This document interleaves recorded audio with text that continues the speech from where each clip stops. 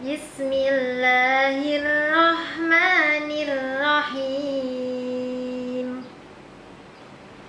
Idza syamsu kuwirat wa idzan nujumu kadarat wa idzal jibalu suyirat wa idzal 'isyaru uttilat wa idzal wuhushu khusyirat wa idzal biharu sujjirat wa idzan nufusu zuwijat wa idzal mau'udatu su'ilat bi ayyi dzambin qutilat wa idzas suhufu nusirat wa idzas samaa'u kushitat wa idzal jahimu su'irat wa idzal jannatu uzlifat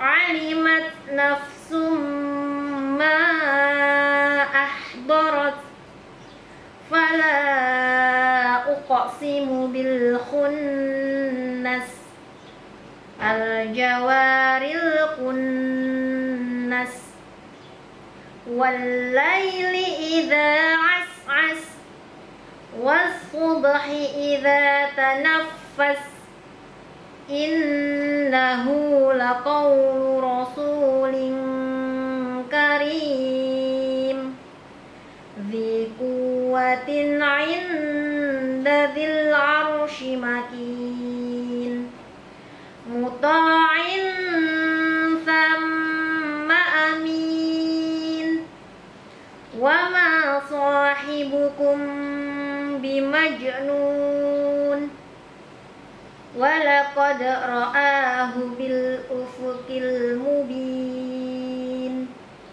wa ma huwa 'alal ghaibi bidanin wa ma huwa biqauli syaitanir rajim fa aina tadhhabun in huwa illa dzikrul lil alamin liman syaa'a minkum ay yastaqim wa ma tasha'una illa ay yasha'a Allahu rabbul alamin.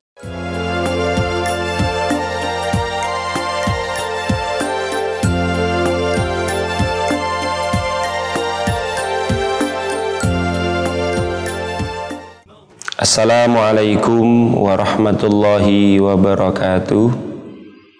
Alhamdulillahi rabbil alamin.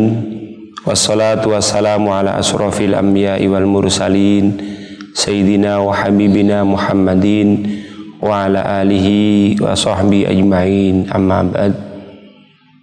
Bapak, Ibu, dan anak-anak keluarga besar Min 1 Kota Madiun yang senantiasa dirahmati Allah Subhanahu wa taala. Puji syukur kehadirat Allah Subhanahu wa taala atas limpahan rahmat, taufik, hidayah dan inayahnya. Pada kesempatan kali ini kita masih diberikan kesehatan dan kesempatan untuk melaksanakan ibadah puasa di tahun ini. Semoga puasa kita di tahun ini senantiasa mendapatkan ridha Allah Subhanahu wa taala. Salat dan salam semoga terlimpah kepada Nabi kita, Nabi Agung Muhammad sallallahu alaihi wasallam, yang senantiasa kita harapkan syafaatnya di dunia dan nanti di akhirat. Amin. Bapak, Ibu, dan anak-anakku, keluarga besar Min 1 Kota Madiun yang dirahmati Allah, pada kesempatan hari ini saya akan menyampaikan tentang toharoh. Apa itu toharoh? Toharoh adalah perbuatan atau pekerjaan yang berupa wudu, menghilangkan najis, tayamum, dan mandi, yang mana dengan toharoh itu maka sholat akan menjadi sah. Dalam kesempatan hari ini saya akan menyampaikan tentang wudhu. Anak-anak dan keluarga besar Min 1 Kota Madiun yang dirahmati Allah, apa itu wudhu? Wudhu adalah perbuatan yang dimulai dengan niat, kemudian diteruskan dengan basuhan-basuhan dan usapan, dan diakhiri oleh tartib. Untuk itu akan saya jelaskan ada berapa rukunnya wudhu. Anak-anakku, mungkin kalian masih ingat ada berapa rukunnya wudhu? Ya, ada 6. Rukunnya wudhu ada 6. Rukun artinya segala sesuatu yang harus dilakukan. Kalau salah satu ditinggal, maka tentunya tidak sah. Maka ke-6 hal ini harus dilakukan dalam wudhu. Apa itu 6? Yang pertama adalah niat. Niat. Untuk niat itu insya Allah kalian semuanya sudah hafal, karena kita sering bersama-sama mempraktekkan baik di rumah maupun di sekolah. Nawaitul wudu'a li raf'il hadasil asghari fardhan lillahi ta'ala. Kapan niat dilakukan? Niat dilakukan adalah ketika kita sudah memulai wudhu. Artinya niat wudhu ini diberlakukan, dibaca ketika kita sudah melaksanakan awal daripada wudhu, yaitu mulai dengan membasuh wajah. Kemudian yang kedua adalah rukunnya wudhu yang kedua adalah membasuh wajah. Mana basuhan yang harus kita basuh atau bagian mana dari wajah yang kita basuh? Ini perhatikan bahwa membasuh wajah dalam wudhu harus serata, mulai tempat tumbuhnya rambut ke atas, kemudian paling bawah ini sampai bawahnya rahang, kemudian dari arah kanan telinga kanan, arah ke telinga kiri, semuanya harus dibasuh dengan rata. Jadi ketika anak-anak putra memakai kopiah, ketika meletakkan kopiah untuk wudhu harus betul-betul digeser sehingga basuhan wajah yang akan dibasuh nanti betul-betul semuanya terkena. Atau anak perempuan yang memakai jilbab ketika wudhu, perhatikan ya, bagian wajah yang harus dibasuh harus betul-betul terkena basuhan air. Berikutnya yang ketiga adalah membasuh kedua tangan sampai dengan siku. Perhatikan, membasuh kedua tangan sampai dengan siku, sampai dengan situ.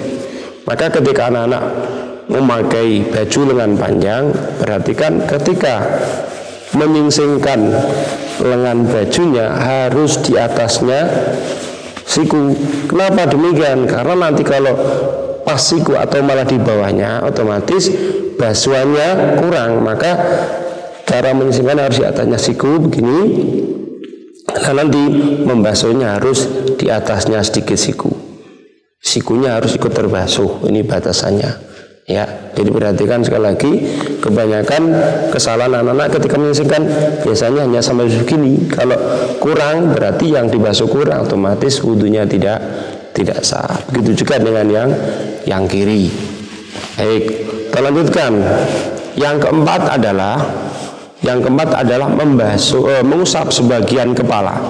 Karena mengusap, maka cukup membasahi kedua telapak tangan, kemudian dibasuhkan ke sebagian kepala atau sebagian rambut, maka sudah sah. Kalau lebih utama, mungkin akan lebih utama lagi, lebih diratakan. Insya Allah akan lebih abdul karena jelas-jelas sudah rata. Baik. Yang kelima berikutnya adalah membasuh kaki sampai dengan mata kaki. Sampai dengan mata kaki berarti mata kakinya harus ikut terbasuh. Ada yang perlu diperhatikan ketika membasuh kaki, yaitu sela-sela jari kaki harus dibuka. Diperhatikan ketika air yang mengalir, kemudian ketika kita membasuh kaki, usahakan sela-sela jari kaki ini sedikit dibuka, atau syukur malah digosok-gosok biar airnya sampai ke sela-sela jari kaki. Ya, karena kalau kita mungkin terlalu cepat atau kadang ada bagian yang tidak terkena basuhan, ya baik itu sela-sela jari kaki atau mungkin di bawahnya jari kaki, maka wudunya juga tidak sah. Sekali lagi, wudu dilakukan dengan cara pelan dan diperhatikan dengan baik. Yang terakhir adalah tartib. Tartib urut atau rukun wudu yang awal sampai dengan yang terakhir harus dijalankan secara berurutan, tidak boleh terbalik atau tidak urut. Jadi harus urut mulai dari awal sampai dengan akhir. Itu adalah rukun wudu anak-anakku. Ada hal-hal yang diperhatikan dalam menjaga keabsahan wudu. Di antaranya ketika wudu usahakan air yang jatuh dari wajah atau basuhan air yang dari wajah jangan sampai kita ambil lagi. Artinya jangan kita terlalu mepet dengan pancuran sehingga menyebabkan air yang jatuh dari wajah kita ambil lagi. Ini namanya mustakmal, maka harus agak sedikit dijaga jaraknya, kemudian air diratakan ke seluruh wajah. Begitu juga dengan tangan. Kita membasuh tangan usahakan ya semuanya rata, termasuk di bawahnya kuku, ya semuanya harus rata kena air. Berikutnya kesunahan dalam berwudu banyak sekali. Di antaranya yang pertama membaca basmalah, kemudian berkumur, kemudian membersihkan hidung baik dengan cara mendatangkan air ke hidung atau dengan cara menghisap air ke hidung, kemudian membersihkan telinga, kemudian berdoa dalam setiap rukun, dan kemudian doa setelah wudu. Demikian anak-anak dan Bapak Ibu serta keluarga besar Min Satu Kota Madiun terkait dengan toharoh khususnya wudu, dan insyaallah akan kita lanjutkan dalam kesempatan dan waktu yang lain. Dari saya ada kurang lebihnya mohon maaf.